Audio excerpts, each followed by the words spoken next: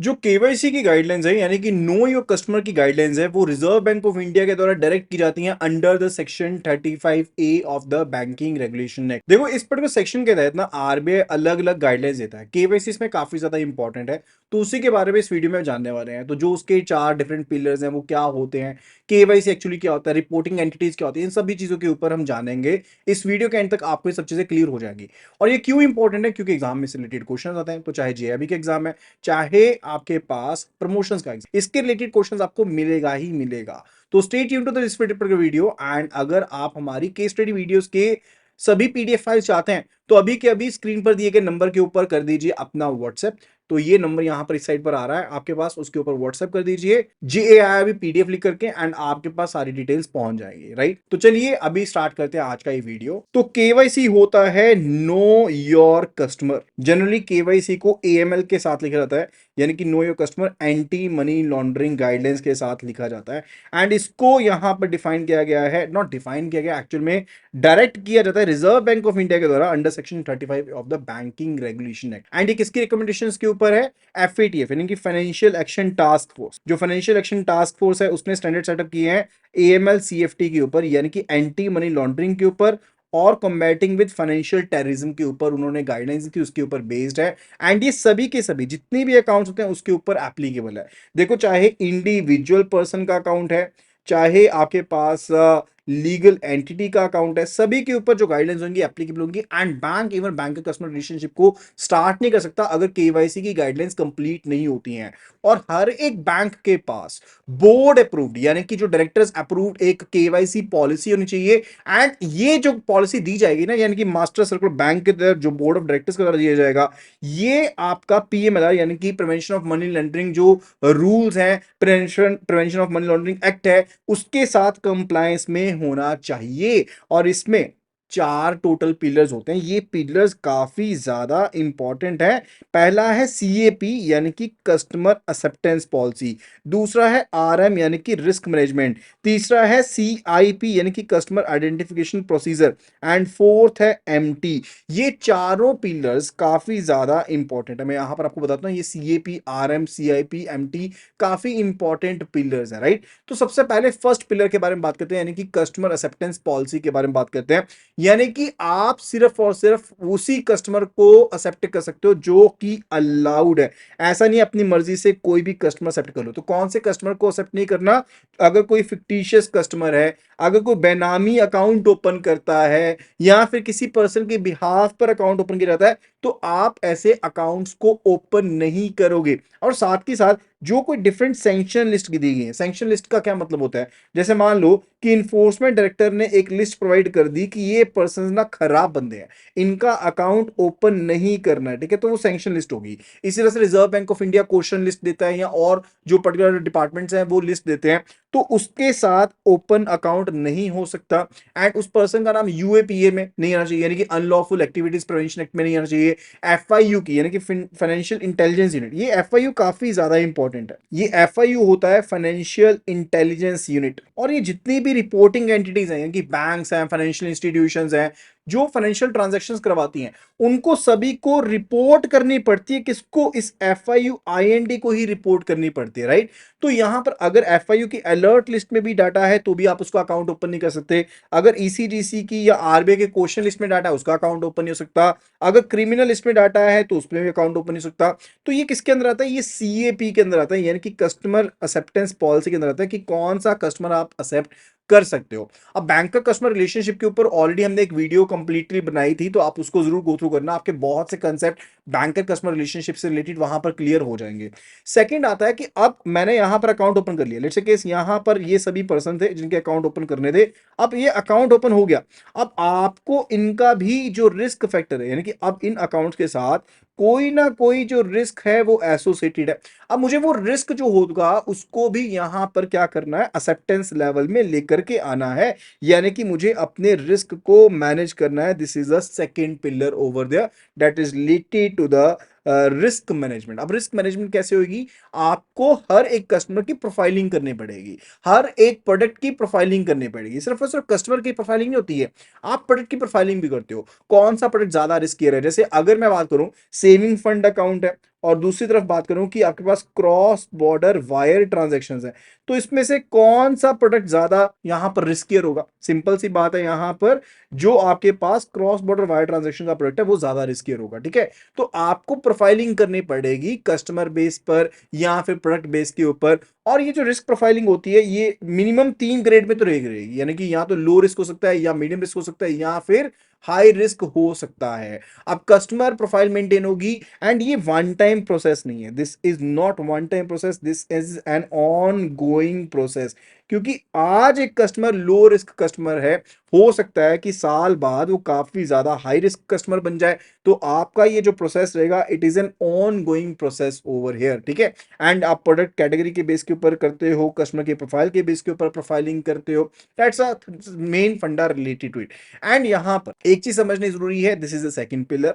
अब अगर आपका कस्टमर हाई रिस्क कस्टमर, अगर हाई रिस्क कस्टमर है तो वहां पर आपको डॉक्यूमेंटेशन दोबारा करनी पड़ती है 2 साल के बाद।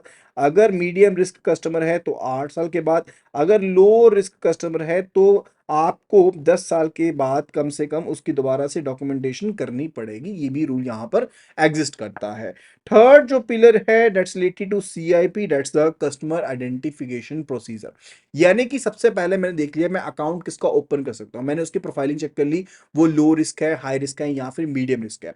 अब बात आती है कि मैं उस कस्टमर को आइडेंटिफाई करूंगा, यानी कि उसको कस्टमर की क्या आइडेंटिटी है, उसका एड्रेस प्रूफ क्या, उसको स्टैब्लिश करना, उसको पॉजिटिवली स्टैब्लिश करना, that's actually related to the customer identification procedure. अब इसके केस में हम पढ़ते हैं ओवीडीज के बारे में। किसके बारे में? ओवीडी, यानी कि ऑफिशियल वैलिड डॉक्यूमेंट। अब इंडिया में टोटल 5 ऑफिशियल वैलिड डॉक्यूमेंट है, उनके बारे में हम बात करेंगे। तो आपके पास कस्टमर के सफिशिएंट डॉक्यूमेंट्स अवेलेबल होने चाहिए, इंफॉर्मेशन अवेलेबल होनी चाहिए।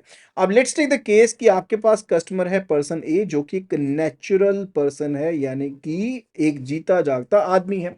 अब उसके केस में उसका आईडी प्रूफ अवेलेबल होगा, जैसे कि आधार कार्ड, या उसका पर्टिकुलरली पैन कार्ड हो गया, या फिर ड्राइविंग लाइसेंस हो गया, साथ में उसके एड्रेस प्रूफ भी अवेलेबल होगा। तो उसके थ्रू आप उसकी आइडेंटिटी को स्टैब्लिश कर सकते हो। लेकिन what about a politically exposed person? अब पॉलिटिकली एक्सपोज्ड पर्सन जो होगा वो काफी ज्यादा हाई रिस्क कस्टमर होता है, क्योंकि पर्सन का रोब है भाई अपने एरिया में, राइट? तो उस पर्सन से रिलेटेड आपको और डाटा भी लेना पड़ेगा। यानी कि नॉर्मल पर्सन अगर सैलरीड पर्सन है या फिर नॉर्मल क्लास पर्सन है, उसके केस में तो सिंपली आधार कार्ड भी ले लोगे तो सफिशिएंट है। लेकिन अगर हाई रिस्क कस्टमर है तो उसके केस में एक्स्ट्रा डॉक्यूमेंट्स आपको लेने पड़ेंगे। ठीक है, तो ये बेसिकली क्या होता है, इसमें ना कस्टमर ड्यू डिलिजेंस का कंसेप्ट आता है। क्या, कौन सा कंसेप्ट होता है? सीडीडी का, कस्टमर ड्यू डिलिजेंस का कंसेप्ट आता है। अब सीडीडी के केस में क्या होता है कि आपको चेक करना पड़ेगा, ड्यू डिलिजेंस देखनी पड़ेगी। यानी कि जहां पर तो लो रिस्क कस्टमर है वहां पर कम भी चल जाएगा, वहां पर बेसिक आप ड्यू डिलिजेंस भी कर सकते हो। एंड अगर जहां पर सैलरीड पर्सन है वहां पर सिंप्लीफाइड ड्यू डिलिजेंस भी कर सकते हो। लेकिन जहां पर कस्टमर हाई रिस्क कस्टमर है वहां पर इनहैंस्ड ड्यू डिलिजेंस करनी पड़ेगी, अलग से और डॉक्यूमेंट्स आपको लेने पड़ेंगे देखने के लिए किसकी कितनी टर्नओवर है, कौन कौन सी ट्रांजैक्शंस है, क्या इसको अलाउड है, ये वो सब चीजें वो वहां पर करनी पड़ेगी। ये किसमें आता है? कस्टमर आइडेंटिफिकेशन प्रोसीजर में ये सब चीजें यहां पर शामिल हो जाती हैं। ठीक है, एंड आपको देखना पड़ता है मेन पर्पस, किस पर्सन का मेन इंटेंशन क्या अकाउंट ओपन करवाने का, बैंकिंग रिलेशनशिप में आने का मेन पर्पस क्या, वो देखना पड़ेगा, राइट? अभी हम बात करने वाले हैं बैंकर कस्टमर रिलेशनशिप के बारे में। देखो, अब यहां पर ये तो देख लिया, यहां पर देखते हैं अब ऑफिशियली वैलिड डॉक्यूमेंट्स के बारे में। ऑफिशियली वैलिड डॉक्यूमेंट के केस में 5 ओवी आपके पास ओवीडीज होते हैं, जैसे पासपोर्ट हो गया, driving licence, voter ID card, NREGA job card. ठीक है, ये यहां पर आपके पास होते हैं 5 टोटल ऑफिशियल वैलिड डॉक्यूमेंट्स हैं। And further low risk customer के लिए आप अलग से आईडी कार्ड्स दे सकते हो, जैसे सेंट्रल गवर्नमेंट ने दिया है, या फिर स्टैट्यूटरी रेगुलेटरी अथॉरिटी ने दिया है, पब्लिक सेक्टर अंडरटेकिंग ने दिया है, शेड्यूल कमर्शियल बैंक ने दिया है। तो अगर उनके द्वारा कोई डॉक्यूमेंट दिया गया तो उसको भी एज अ आइडेंटिटी प्रूफ आप कंसीडर कर सकते हो, that's actually allowed in that scenario. And even low risk customer के केस में जहां पर वो डॉक्यूमेंटेशन अपनी कंप्लीट नहीं कर पा रहे हैं, वहां पर उनको 6 महीने का टाइम दिया जा सकता है। यानी कि जब बैंकर कस्टमर रिलेशनशिप एस्टैब्लिश हो जाएगा, जैसे मान लो पर्सन ए का अकाउंट ओपन किया, इसके पास ओवीडी है ही नहीं, मेन स्ट्रीम में पर्सन कभी जुड़ा ही नहीं है, तो इस पर्सन को यहां पर अपनी ड्यू डिलिजेंस को कंप्लीट करवाने के लिए 6 महीने का टाइम दिया जा सकता है कि आप अपनी जो ड्यू डिलिजेंस का प्रोसेस है, डॉक्यूमेंटेशन का प्रोसेस है, वो 6 महीने के अंदर अंदर कंप्लीट करवा लेना। ठीक है, तो ये मेन फंडा यहां पर था। ठीक है, अभी हम बात करने वाले फोर्थ पिलर के बारे में, that's actually related to monetary monitoring of the transaction. ये काफी ज्यादा इंपॉर्टेंट, यानी कि कस्टमर को एक्सेप्ट कर लिया, कस्टमर एक्सेप्टेंस पॉलिसी दे दी, उसका रिस्क मैनेज भी कर लिया, उसकी आइडेंटिफिकेशन का जो प्रोसीजर था वो भी कर लिया। अब कस्टमर आ गया है ट्रांजैक्शन मोड में। अब भी आपको ध्यान रखना पड़ेगा कि वो ट्रांजैक्शन जो है वो जेन्युइन ट्रांजैक्शंस हैं, क्या वो उस पर्सन के साथ मेल खा भी रही हैं कि या नहीं खा रही हैं। लेट्स से पर्सन है जो डेली वेजेस के ऊपर है, किसके ऊपर है, डेली वेजेस के ऊपर एक पर्सन था, वो आपके पास डेली के 50-50 हजार जमा करवाने शुरू कर दे, तो क्या वो जेन्युइन ट्रांजैक्शन होगी? नो, वो जेन्युइन ट्रांजैक्शन है ही नहीं है। तो आपको मॉनिटरिंग करनी पड़ेगी, एंड ये मॉनिटरिंग होती है एज पर द पीएमएलए पीएमएलआर स्टिपुलेशंस। ठीक है, जो कोई भी अनयूजुअल ट्रांजैक्शंस है, लार्ज या कॉम्प्लेक्स ट्रांजैक्शन है, सडन सर्ज आता है अगर आपका पर्टिकुलरली ट्रांजैक्शन के अमाउंट में, ठीक है, तो आप उसको रिपोर्ट करेंगे, किसको, FIUIND को रिपोर्ट करेंगे। अब ये FIUIND काफी ज्यादा इंपॉर्टेंट है इस पार्ट में, इसके बारे में आपको इसी वीडियो के बीच में मैं आपको बताने वाला हूं। तो वो ट्रांजैक्शंस जो कि कस्टमर के साथ रेलेवेंट नहीं है, टर्नओवर एकदम से इंक्रीज हो गई है, वो आपको करना पड़ता है। अब ये 5 रिपोर्ट्स यहां पर हैं। जो पहली रिपोर्ट यहां पर है, दैट्स अ CTR, यानी कि कैश ट्रांजैक्शन रिपोर्ट। ठीक है, अब ये कैश ट्रांजैक्शन रिपोर्ट एक्चुअल में है क्या, कि अगर मंथली बेसिस के ऊपर देखें, अगर हम मंथली बेसिस के ऊपर देखें कि जो ट्रांजैक्शंस का अमाउंट है that is actually greater than 10 lakh rupees, यानी कि पर्सन ने जो पैसा जमा करवाया, क्या करवाया, जो पैसा डिपॉजिट करवाया वो 10 लाख से ज्यादा था कोलैबोरेटिवली, राइट, पर्सन ये था, उसका एक करेंट अकाउंट है सेम बैंक में, and further saving fund account है सेम बैंक में, ब्रांच की बात नहीं कर रहा, सेम बैंक की बात कर रहा हूं।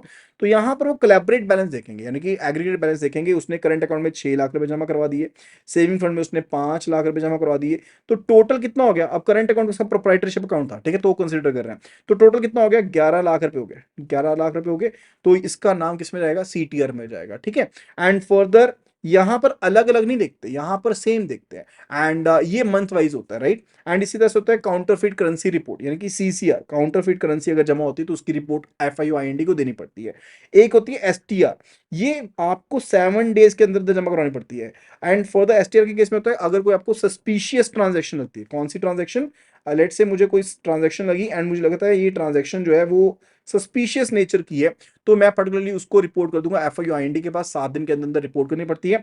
एंड यहां पर सबसे मजेदार बात पता क्या है, इसमें सस्पिशियस ट्रांजैक्शन रिपोर्ट के केस में इवन ये भी जरूरी नहीं है कि वो कस्टमर आपका हो, यानी कि हो सकता है कि बैंकर कस्टमर रिलेशनशिप एग्जिस्ट ना करता, ठीक है, ये हो भी सकता है, नहीं भी हो सकता कस्टमर आपका, तो भी आपको उसको रिपोर्ट करना। लेट्स से कोई पर्सन आता है, वो कहता है मेरे पास 50 करोड़ है, मुझे कोई तरीका बताओ कि किस तरह से मैं पकड़ा ना जाऊं एंड फर्दर मैं पैसे जमा करवा दूं, ऐसा भी, ठीक है, ऐसी ट्रांजेक्शंस को आपको रिपोर्ट करना पड़ेगा।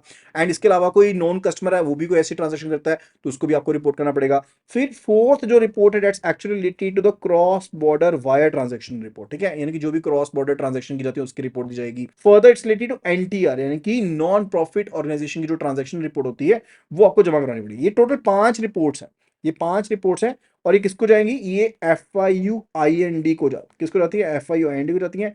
साथ के साथ ये रिजर्व बैंक ऑफ इंडिया के पास भी, तो FIUIND के पास भी जाती हैं एंड RBI के पास भी जाती हैं रिपोर्ट्स ये, ठीक है, and that is the main फंडा रिलेटेड टू इट। ओके, तो इस वीडियो में फिलहाल के लिए इतना ही था, तो हमने समझा अलग अलग पॉइंट्स को, we basically understood related to कि आपके पास KYC की जो गाइडलाइंस होती हैं वो सेक्शन 35A के अंदर डायरेक्शन दी गई हैं बैंक्स को RBI के द्वारा।